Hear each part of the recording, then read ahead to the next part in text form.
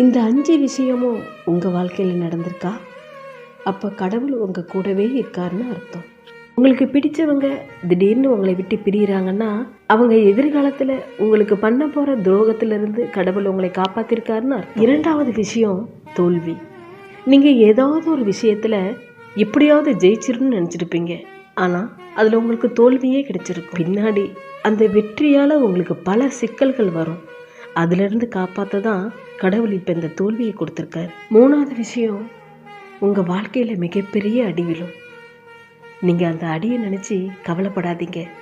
கடவுள் உங்களை பக்குவமாக்கிட்டு இருக்காரு. 4வது விஷயம், நீங்கள் யாருமே இல்லாமல் தனியாக இருக்கீங்களா? கடவுள் உங்களை சுற்றி நடக்கிற எல்லா சத்தத்திலிருந்தும் உங்களை அமைதிப்படுத்தி நீங்கள் யாருன்னு உணர வைக்கிறாருன்னு அர்த்தம்.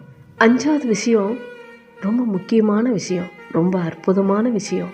உங்களை யாராவது நிராகரிக்கிறாங்கன்னா அந்த நேரத்தில் நீங்கள் ரொம்ப சந்தோஷப்படுங்க. நம்ம யாரும் இல்லாமல் நிராகரிக்கப்பட்டு நிற்கும் போது தான் கடவுள் நான் உனக்காக இருக்குன்னு ஓடோடி வருவார். அதனால் உங்கள் வாழ்க்கையில் எது நடந்தாலும் எல்லாமே நன்மைக்கு, எல்லாமே அவன் பார்த்துக்குவான்னு நினச்சி சந்தோஷமாக இருங்க.